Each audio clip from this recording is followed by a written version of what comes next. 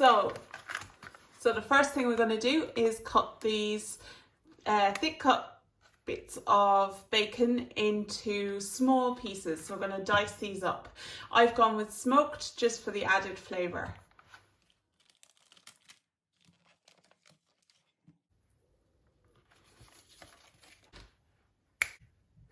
So that is my bacon all chopped up into little pieces. So next what I'm going to do is I'm going to heat my pan and I'm going to be adding this along with the beef. I'm going to be using my Ninja. I was lucky enough to be given this. This is not sponsored. And I am going to be using it on the sear and saute function.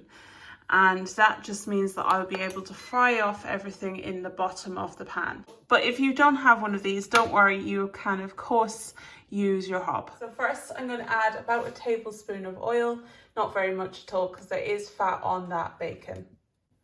And I'm going to just let that heat up.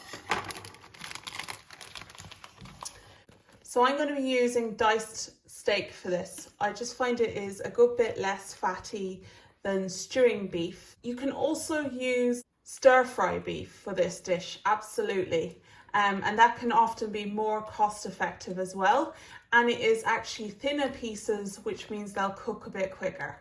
But I've gone for diced steak for this dish, and I've gone for 400 grams along with the 250 grams of bacon.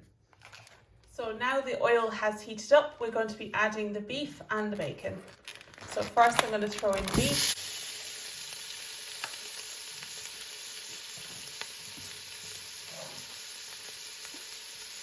And then next I'm going to add in the bacon.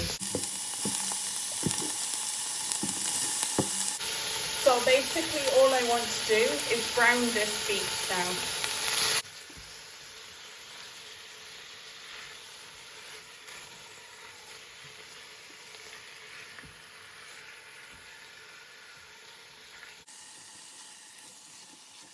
Okay, so next I'm going to cut up some green beans. I've just washed them. And I'm going to dice them because I have a toddler in the house. But if you have no toddler and you prefer them whole, you can of course throw them in whole into the dish. So I like to take them into bunches like this and just cut them into just slightly more than bite size, just about that big. So I get about 3 cuts in each bunch, and I'll be putting them into the dish like this. But as I said, if I didn't have a toddler, I'd probably be leaving them whole. And this just adds a bit of colour into the dish.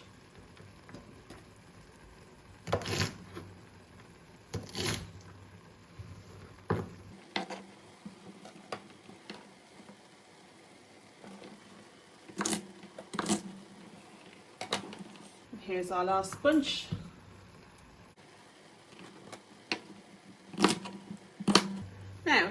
Now I have those cut up, I'm going to set them aside and I'm going to get the carrots and parsnips. So I'm going to be using 2 carrots and a parsnip for this dish. So I'm just going to simply top and tail them, and then I will just peel them and chop them up into discs. All of this waste gets frozen and put towards a stock.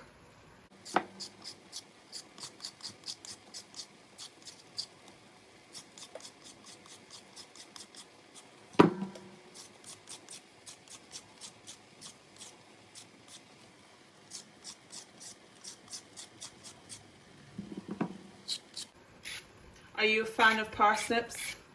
I love parsnips. I find they're a nice sweet addition.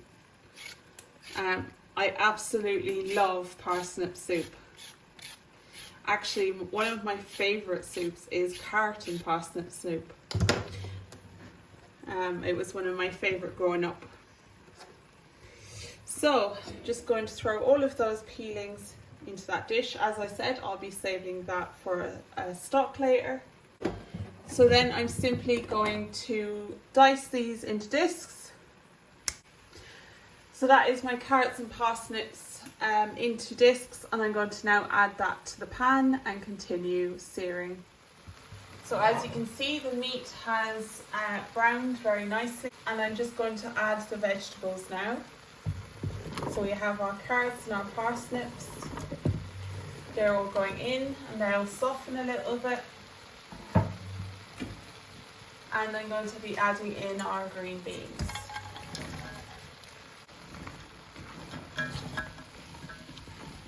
So I'm going to give that a good mix.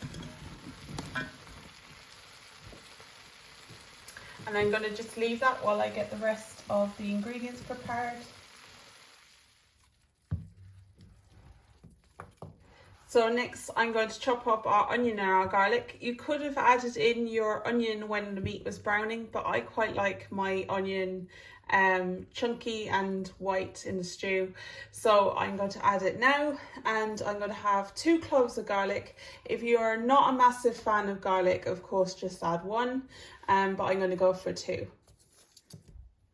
So I'm going to chop this into big chunks and then these into small chunks. So I have thickly diced the onion and I have diced the garlic nice and small, and I have also prepared a pint of beef stock. So I've just gone for a beef stock cube and I've gone for 1 pint. Normally I would use a homemade stock, but I have none available right now. So I'm now going to add the onion and the garlic to the pan. I'm going to go in with that garlic and then in with that onion. And I'm not going to saute it for too long because as I said, like my onion to be quite white. So I'm going to just give it a good old mix there and just give it a few seconds in the pan.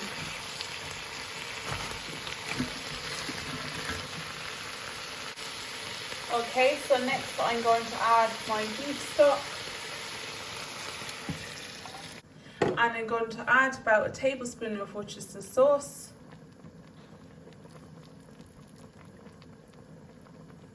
And then I'm going to add some salt and pepper. So pepper first.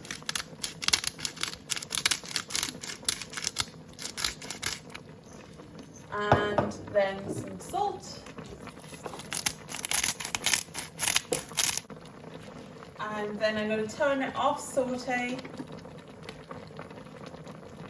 Give it a little mix. And then I will be putting it on to pressure cook. So I'm going to put that lid on, especially for pressure cooking. I'm going to make sure that the pressure cooker is sealed. So I'm going to have it on high pressure, and I'm going to have it on for 25 minutes. And that should be more than enough time. Nice and quick. So next I'm going to peel and chop up the potatoes and put them on to boil. So this is about 1.5 kgs of potatoes. So that should be more than enough for our family of 5. So yeah, I'm going to just quickly peel them. Again, I will be putting the peelings aside for later for stock. So that is the potatoes peeled, and then next I'm going to be cutting them up. Now, as my stew only has 20 minutes left to cook, I'm going to cut them a bit smaller, and that will also save on electricity using the hob. So I'm going to be dicing them into about 1/2 inch slices.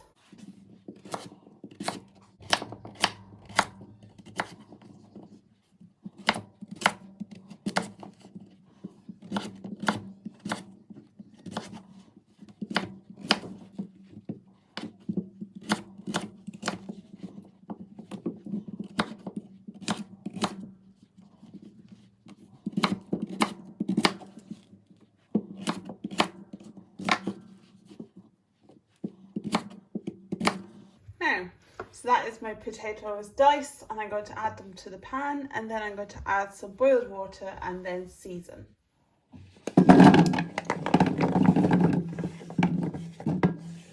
Fun fact about this pan is I actually stole it from my mum when I moved home at 18, and I still have it. And it's a little worse for wear, but it has so many memories, I refuse to get rid of it. So I gave those potatoes a little rinse before I added them to the pan, and I'm now going to add some boiled water.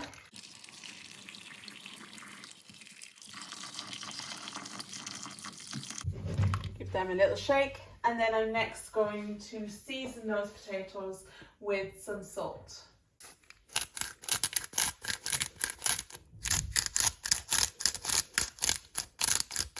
And then I'm going to put them on to boil with a lid on top. So I have just mashed some butter into the mash, and now I'm going to be adding a little bit of milk just to make it nice and smooth, not too much, and I am going to mix that in. So you want it nice and smooth without any lumps. So just a little bit of butter, however much you want, and then some milk. The stew is ready now, so I'm now going to just make sure all the steam is out. And here we are. So that is the stew. It smells delicious. So I'm just going to plate it up now. And here is the finished dinner.